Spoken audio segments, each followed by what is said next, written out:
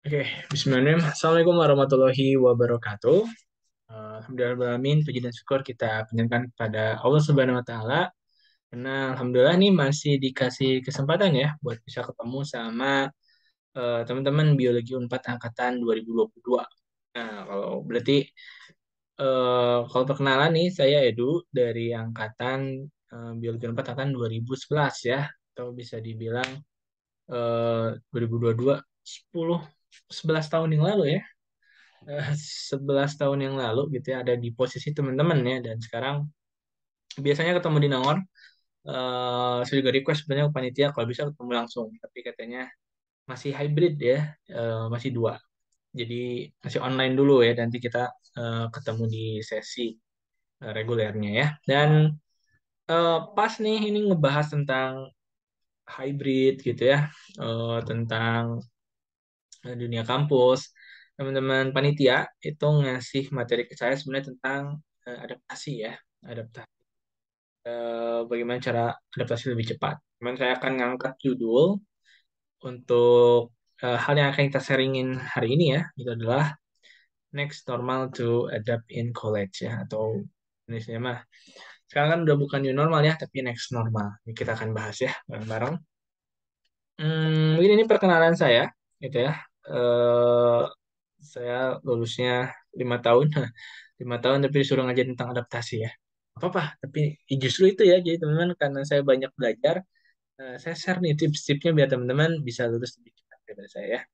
Dan sekarang lagi ngambil lanjut lagi S2, ngambil Magister Manajemen ya, karena emang kebetulan saya rada murtad nih ke biologi, karena sekarang saya di Human Resource Management ya, bagian HR.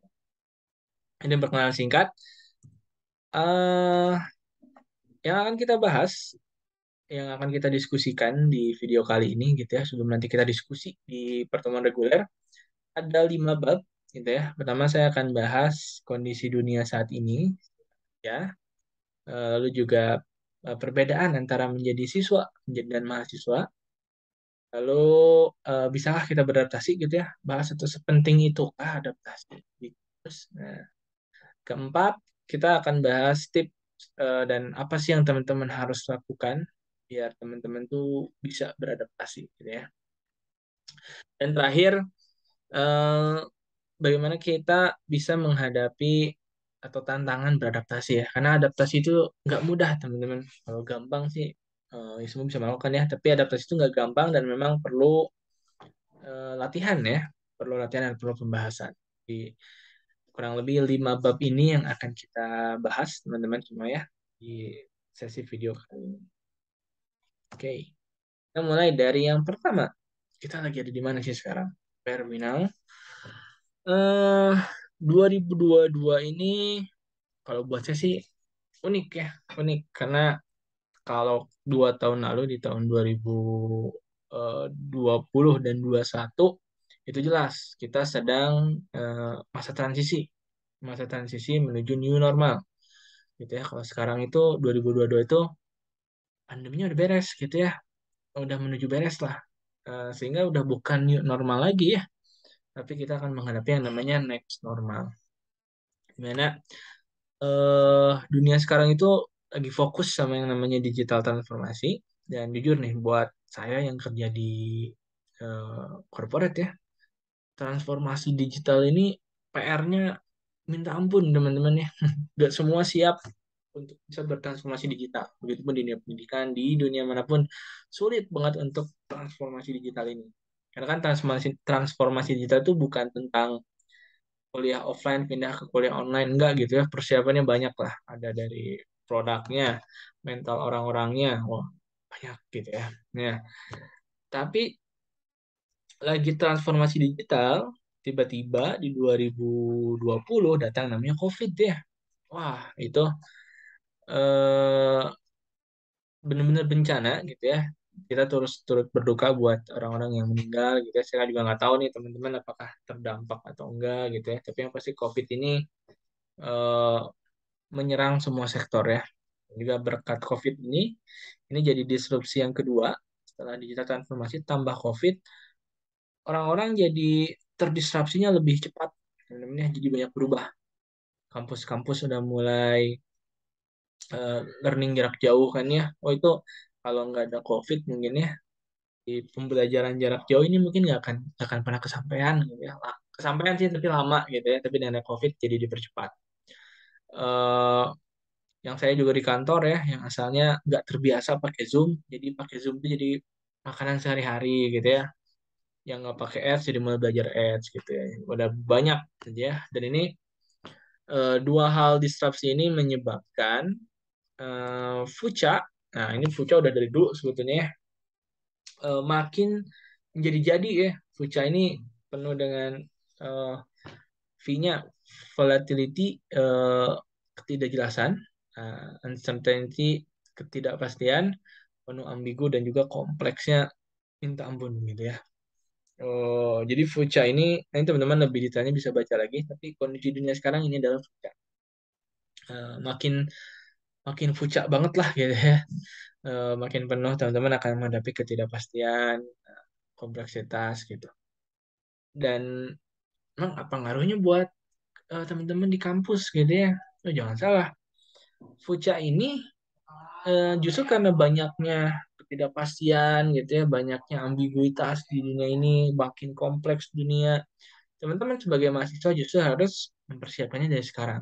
Gitu ya. Jadi sebelum kita ngomongin adaptasi nih, kita harus tahu ya bahwa dunia sekarang lagi sefuca ini gitu ya. Lagi sepenuh ketidakpastiannya lah gitu ya. Dan lagi kompleks banget yang namanya dunia gitu ya. Nggak sesimpel ekonomi lagi nggak bagus, pasti nanti jadi bagus lagi. Nggak sesimpel itu, teman-teman ya. Jadi perlu dipahami ini buat teman-teman kondisi dunia sekarang ini full. Jadi bukan lagi kita sedang menghadapi new normal di 2022 ini ya. Saya bilang 2022 itu spesial. Satu spesialnya kalau buat saya pribadi, anak saya baru lahir kemarin ya, Agustus ya, 2022. Secara kehidupan pribadi ya jadi next normal baru ya, jadi ayah baru gitu ya. Tapi kalau dalam kehidupan pun sebenarnya next normal lagi ya. Teman-teman harus terbiasa hybrid gitu ya. Bahkan sekarang teman-teman kalau mau apa namanya rilis jurnal mungkin internasional ya harus pergi ke luar negeri ya untuk presentasi bisa dari kampus gitu ya nggak harus mulai dari rumah. Nah, pokoknya kita harus bersiap untuk di next normal ya. Udah bukan new normal lagi teman-teman ya, tapi sudah menuju next normal. Sehingga banyak yang harus disiap. Itu kondisi pertama. Yang kedua, eh karena saya nggak ngelihat eh, kurikulum teman-teman ya, tapi sih harusnya di pengkaderan pembahasan ini harusnya udah dibahas ya. Tapi kalau belum, mungkin saya untuk reminder. Ini penting ya sebelum kita ngomongin adaptasi, teman-teman tuh harus tahu dulu bedanya siswa sama mahasiswa itu apa. Karena waktunya singkat, jadi biasanya saya kasih kuis di sini ya. Tidak dapat hadiah, cuman karena online, jadi langsung aja. Perbedaan siswa dan jadi mahasiswa adalah ada di kata mahnya. Ya, siswa kan artinya seseorang yang pembelajar ya, seorang yang sedang belajar. Siswanya sama tuh, cuman ada perbedaannya ada di maha, kata maha. Dimana kata maha ini adalah yang paling ya. Jadi orang yang pembelajar yang paling pembelajar adalah mahasiswa. Mahasiswa. Makanya mahasiswa S3 disebutnya mahasiswa gitu ya, bukan apa siswa gitu. Enggak, tetap S3 juga disebutnya mahasiswa karena mahasiswa adalah status tertinggi dari seseorang yang sedang menempuh pelajaran gitu ya. Jadi teman-teman buat yang sekarang nih transformasi dari siswa menjadi mahasiswa, welcome to the club ya. Menjadi seorang pembelajar yang paling tinggi gitu ya. Dan ini fakta-faktanya nih, fakta tentang mahasiswa ya. Jadi 272,68 juta jiwa penduduk Indonesia, mahasiswanya itu cuma ada 8.956.184 orang. Ini tahun 2021 ya di data Indonesia. Yang artinya kurang lebih di bawah 5% ya orang-orang yang jadi mahasiswa gitu ya. Ini penting buat teman-teman karena teman-teman sekarang sedang berubah dari siswa menjadi mahasiswa dan harus tahu bahwa mahasiswa di Indonesia itu yang bisa mengenyam bangku kuliah itu belum banyak, sehingga mahasiswa tuh punya tempat spesial sendiri sebetulnya di kalangan ya. Ini kalau udah dapat kan berarti teman-teman harusnya udah tahu tentang peran dan fungsi mahasiswa. Nah, cuman nggak saya bahas di sini ya, beda kepanjangan itu satu sesi teman-teman ya. Jadi eh, kayak kata Uncle Ben teman-teman, with great power comes great responsibility. Yang artinya jadi mahasiswa itu punya power dan akan selalu ditempel dengan sebuah tanggung jawab ya, tanggung jawab. Jadi eh, perubahan dari siswa ke mahasiswa ini nggak sesimpel naik kelas gitu ya dari kelas berapa? 9 ke 10 gitu ya, 10 ke 11, 11 ke 12 nggak sesimpel itu, tapi memang harus ada sesuatu hal yang teman-teman adaptasikan lah dari siswa menjadi mahasiswa karena berbeda ya. Udah masih sedikit mahasiswanya dan juga punya power. Dan lahirlah peran dan fungsi mahasiswa. Nah, eh itu dua pengantar terkait dengan kondisi dunia sekarang. Itu adalah faktor luarnya ya, yang harus kita lihat nih kacamata di kondisi di luar tuh kayak gitu. Dan sekarang kondisi teman-teman juga sebagai mahasiswa harus ingat bahwa mahasiswa itu bukan siswa biasa ya. Jadi nggak boleh teman-teman, bukan nggak boleh ya.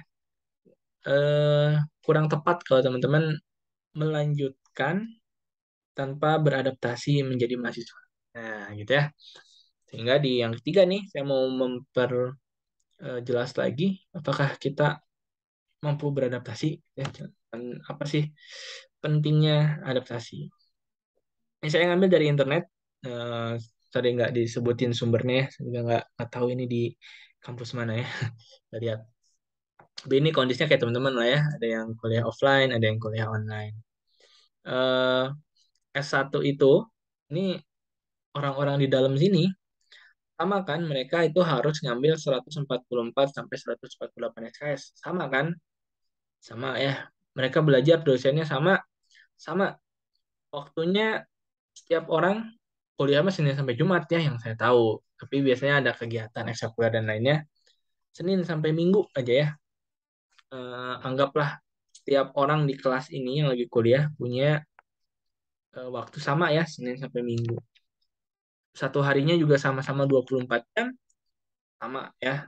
SKS-nya sama, waktunya sama, dosennya sama, mata kuliahnya sama, tapi pertanyaannya adalah kenapa hasil perkuliahan ya beda-beda?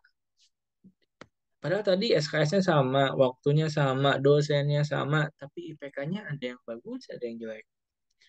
Lulusnya ada yang lulus cepat, ada yang lulus lama. Ada mahasiswa yang lulusannya bagus, ada yang lulusannya enggak. Nah, kira-kira apa sih yang menurut teman-teman yang ngebedain itu gitu ya?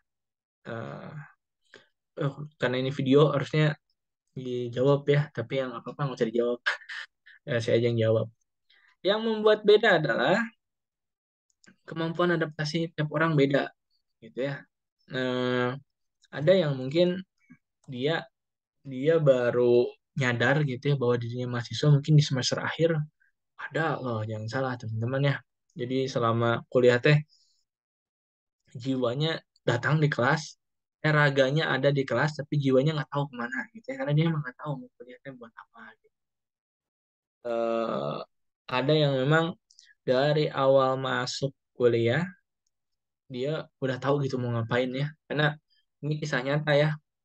Saya datang kan memang latar belakangnya organisasi ya.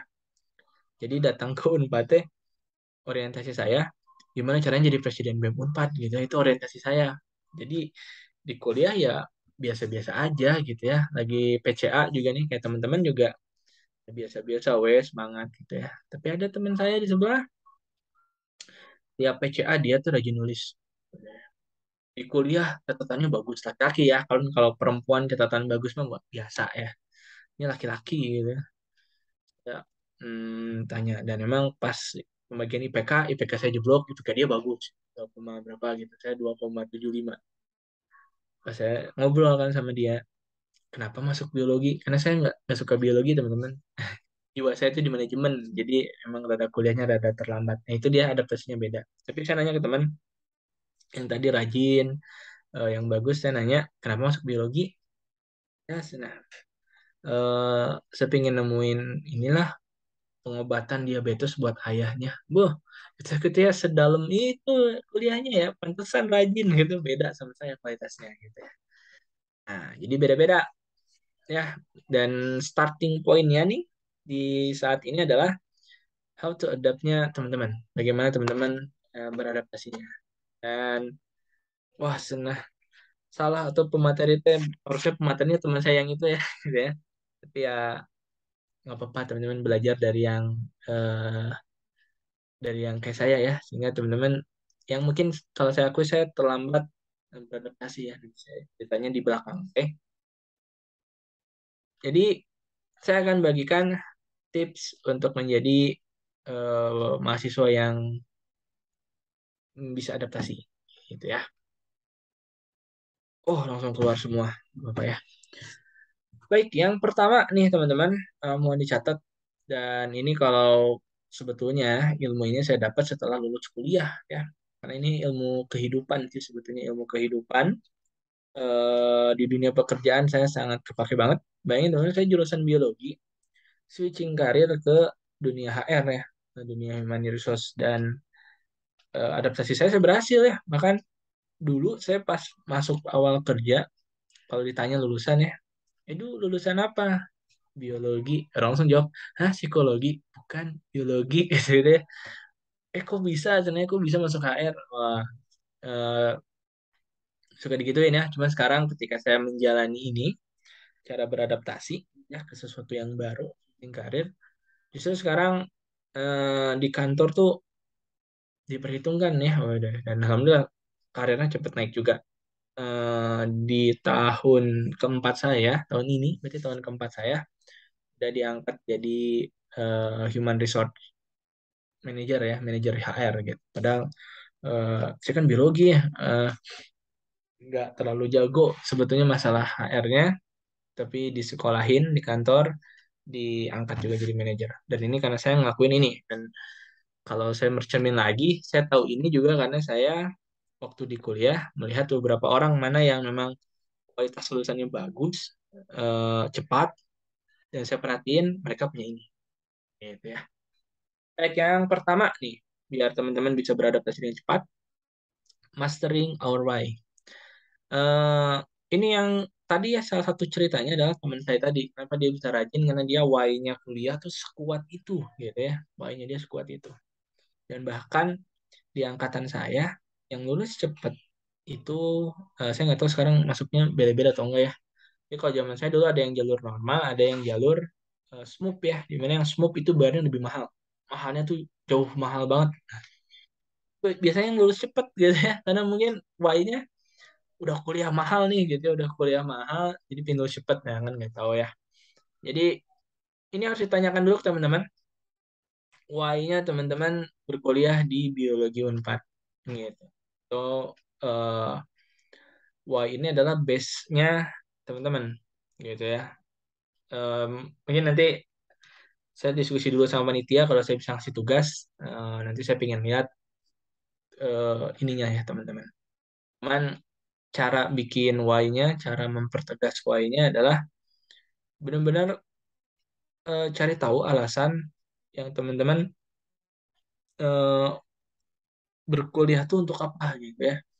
Karena ya ini aja misalkan saya kuliah untuk jadi sarjana. Tanya lagi, untuk jadi sarjana emang eh, mau apa jadi sarjana gitu ya. Buat siapa jadi sarjana? Nah, itu ya. Dan mungkin yang paling sering saya temui biasanya why-nya itu adalah orang tua gitu ya. Dan jangan salah teman-teman, saya bilang kan saya lulus 5 tahun, sempat hampir males banget ngerjain skripsi ya di semester akhir. Teman-teman udah pada lulus, saya sendirian. Oh, itu udah ngerjain skripsi juga saya bilang, ya saya nggak akan berkarir di biologi. Kayaknya saya nggak butuh deh ijazah biologi. Udah terbesit pikiran itu gitu ya. sehingga saya mau nggak dilanjutin kuliahnya gitu ya. Tapi pas orang tua, ibu bilang, "Oh, kapan sama ibu foto wisuda?" Wah, itu mah langsung teman-teman ngebut lagi saya ngerjain skripsi gitu ya. Karena why-nya saya kuliah buat jadi kebanggaan keluarga. Nah, itu why-nya saya kuliah. Jadi nggak lihat jurusan ya. Makanya weh jadi waktu SNPTN tuh yang penting kuliah lah gitu ya. Masuk di Unpad deh gitu. Ini beda kalau teman-teman bisa nemuin why-nya nih. Saya kuliah di biologi Unpad karena emang cita-cita saya ingin S2 keluar Jepang gitu ya. Itu boleh banget itu why-nya bagus. Tapi lagi lebih dalam saya pengen S2 karena pengen lanjutin cita-cita orang tua bisa kuliah di luar negeri. Ah, itu boleh ya. Wah ini biasanya dipakai sekalian muhasabah ya, muhasabah diri. Aduh, saya tuh masuk biologi buat apa? Kenapa sih di biologi gitu ya? Eh, Silakan dipraktekkan. Biasanya sih alasan terkuatnya orang tua. Ya, kalau itu udah beres, teman-teman. Ketika kita udah tahu why kita apa, lanjutlah untuk buat goal oriented. Kalau tadi why-nya adalah orang tua atau keluarga, berarti goalnya apa tuh gitu ya.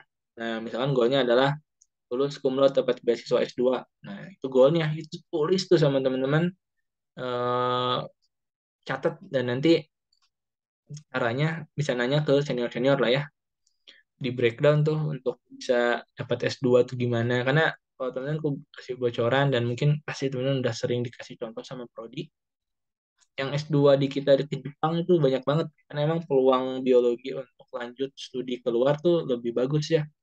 Karena basic science nih di Indonesia tuh tidak terlalu diperhitungkan. Tapi basic science di luar biologi gitu ya, kalian punya peluang yang sangat besar. Dan untuk tahu caranya, nah bangunlah yang ketiga, building network. Nah gitu ya, nanti bangun sama dosen, senior, teman-teman, untuk bisa teman-teman nge-breakdown goalnya teman-teman ya. Karena banyak banget peluang di biologi. Dan yang terakhir, saya bilang sebenarnya ini baru ya, tech mastery. Karena yang tadi ya, ini persiapan next normal. Teman-teman, orang biologi bukan berarti harus jadi gaptek gitu ya. Enggak, justru teman-teman juga harus melek teknologi. Teman-teman kalau tertarik ke data science, di biologi pasti kepake gitu ya. Karena jujur, saya suka bilang ya, oh kita tuh anak biologi iseng ya, ngeliatin monyet gitu ya seharian, demi tahu daily activity-nya monyet gitu ya. Jam segini tuh dia ngelakuin ini berapa kali, sampai nanti outputnya adalah kita tahu kebiasaan si monyet, rutenya, itunya, dan semacamnya, sehingga bisa jadi rekomendasi penangkaran si monyet itu. Terus skripsi saya juga kayak begitu soalnya ya, nyari-nyari monyet. Jadi buat teman-teman Biologi 4 2022, Tech Mastery ini penting. Dan saya berani jamin this is a valuable skill yang akan membawa teman-teman jauh ke next level lah, maupun di perkuliahan atau di itu. Jadi ini 4 poin ini, teman-teman. Mungkin nanti detailnya kalau ada yang kurang clear ditanya aja nanti ya. Dan terakhir, seperti yang saya bilang ya, adaptasi itu tidak mudah, nggak mudah. Kang, saya mau mau beradaptasi di biologi itu nggak mudah. Lagi buat saya nih, buat saya sendiri yang nggak suka biologi harus kuliah di biologi itu PR banget gitu ya. Dan saya suka memotivasi diri sendirinya dengan kayak Harry Potter lah. Nah, tahu kan Harry Potter tuh dia pas dicek dimasuk kelas mana sama si Topi, Harry Potter kan dibilang kalau dia masuk Slytherin sebetulnya bakat dia ada di sana, bisa ngomong sama ular gitu ya. Eh Cocok lah sama Slytherin gitu ya. Tapi biar jadi penyihir yang hebat, sebenarnya silakan tantang diri kamu untuk masuk ke Gryffindor. Ya saya tuh ngebubungah diri sendiri ya udah. Kalau Edu yang lulus dari manajemen kayaknya Edunya biasa-biasa aja gitu ya. Tapi kalau Edu yang bisa survive di biologi, oke, itu Edu yang berbeda. Itu Edu yang lebih dari Edu yang seharusnya. Itu saya ngebubungah dirinya seperti itu ya. Makanya karena adaptasi itu nggak mudah, teman-teman. Makanya kita harus fokus nih ke apa yang mampu kita kontrol. Maksudnya apa? Sering ada pulpen nggak sih? Nah, maksudnya apa? Ada dua jenis kendali diri, teman-teman. Angin, kendali diri itu ada dua. Yang mana nih yang teman-teman ya? Internal locus of control atau external locus of control. Nah, bedanya apa? Kalau yang eksternal ini adalah orang yang membiarkan sesuatu terjadi pada dia. Ya, jadi dia, aduh, nggak ada yang bisa aku lakuin untuk masa depanku gitu ya. Kenapa sih ganggu? Kenapa semuanya kejadi padaku? Nah, itu eksternal ya. Atau kenapa sih orang-orang tuh ribet gitu ya? Kenapa sih harus antri? Nah, itu kan menyerahkan kejadian pada orang luar. Sedangkan kalau yang internal nih, lihat bahasanya, I make things happen. Look what I can do, I can determine my future. Di sini fokusnya adalah fokus ke apa yang bisa kita kontrol.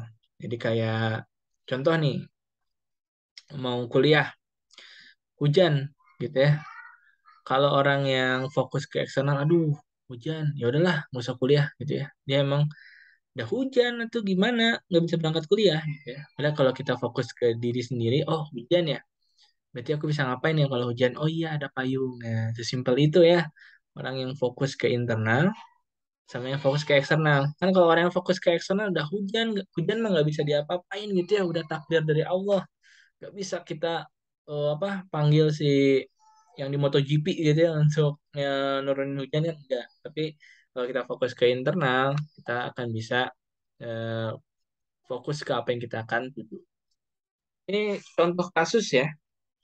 Contoh kasus teman-teman beradaptasi di kampus ya. Misalkan tantangannya adalah tidak bisa berbaur dengan teman angkatan. Itu nanti tantangan juga ya. Kalau kita fokus ke eksternal, maka kita akan bilangnya adalah teman angkatan saya tuh nggak ngerti saya. Ah, kesel lah, pokoknya teman-teman saya mah aneh, nggak ngerti saya. Itu dia orang yang fokusnya ke eksternal. Dan plannya apa? Action plan-nya kan berarti harus, kalau dibikin framework ya, action plan-nya berarti kan eh, teman-temannya harus ngerti, ya atau saya udahlah, harus ngertiin teman-temannya gitu ya. Dan itu kalau menurut saya sih sulit ya action plan kayak gitu ya.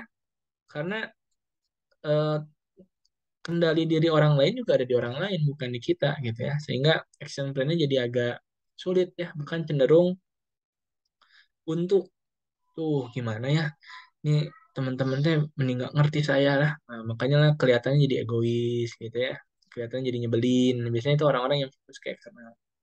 Tapi lihat, ini tantangannya masih sama ya, tidak bisa berbaur dengan angkatan. Tapi sekarang sudut pandangnya kita rubah, teman-teman. Jadi fokus ke, oke, fokus yang kita bisa kontrol apa? Bahasanya dulu diganti ya. Saya tidak ngerti angkatan saya. Beda nggak antara yang fokus ke eksternal sama internal? Padahal masalahnya sama. Masalahnya adalah nggak bisa berbaur dengan teman angkatan. Kalau orang yang fokusnya ke eksternal, dia akan nuntut teman-temannya untuk ngerti. Tapi orang yang fokus ke internal dirinya kuat, gitu ya, oh ya, yang bisa saya kontrol adalah ya saya sendiri.